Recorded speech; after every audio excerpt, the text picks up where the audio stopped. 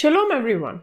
Today's Torah reading portion is taken from Genesis chapter 39 verses 1 to 23.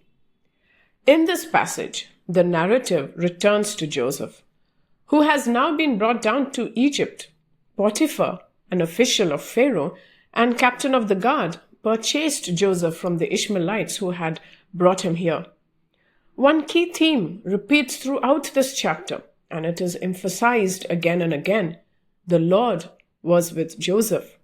Even when Joseph was brought into Egypt as a slave, even when he was falsely accused, even when he was thrown into the prison, the text still declares that God was with him. This becomes the most powerful spiritual lessons in this passage. God's presence is not limited by our circumstances. Joseph begins his life in Egypt as a slave in Potiphar's house. Yet the Lord gives him success in everything he does. Potiphar himself recognizes that the God of Joseph is with him, and he sees that everything Joseph touches prospers. Because of this, Potiphar entrusts his entire household to Joseph and makes him overseer of all that he owns. The Midrash notes something interesting at this point. Joseph had become successful in Egypt, and the Torah tells us that he was well-built and handsome in appearance. Some rabbinic interpretations suggest that Joseph began to enjoy his success and pay attention to his appearance. But soon a great test would come. The sages teach us that sometimes God the Father allows testing when a person becomes comfortable so that their character may be strengthened. Potiphar's wife cast her eyes upon Joseph and repeatedly tried to seduce him. Day after day she spoke to him, but Joseph refused her advances. Then one day Joseph entered the house to do his work, and no one else was present.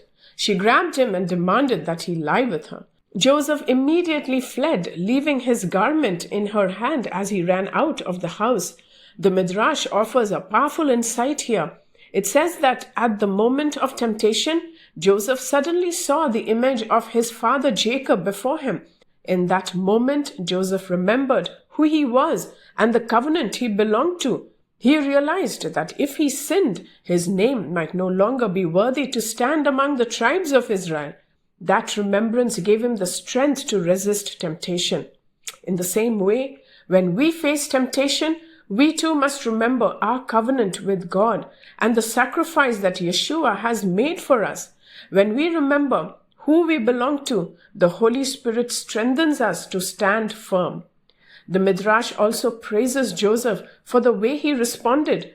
The sages teach that sometimes the most righteous action is simply to flee from temptation. Joseph did not debate, he did not negotiate, he ran.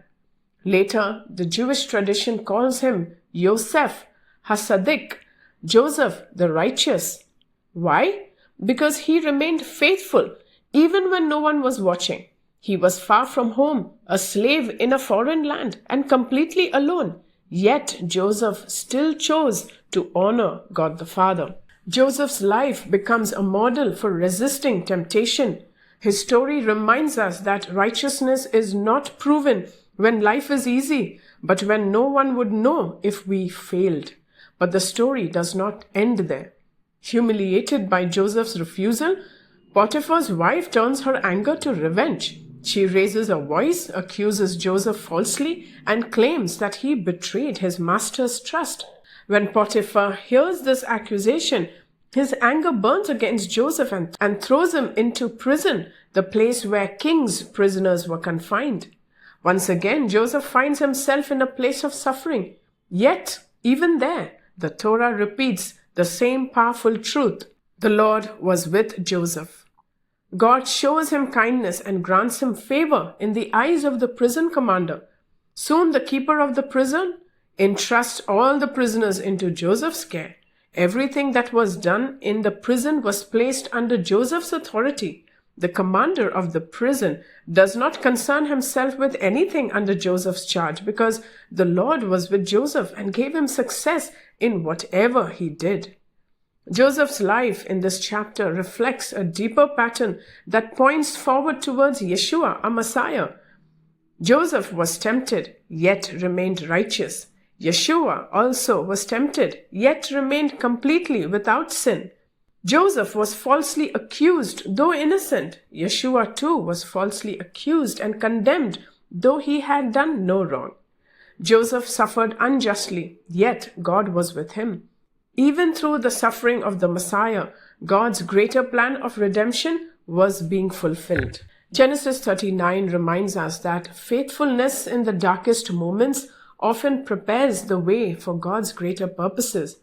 Joseph lost his freedom, his reputation, and his place of honor, but he never lost the presence of God. And sometimes that presence is the greatest treasure we can possess. Tomorrow, we will continue this journey and see how Joseph begins to interpret dreams, even within the prison. Until then, stay blessed.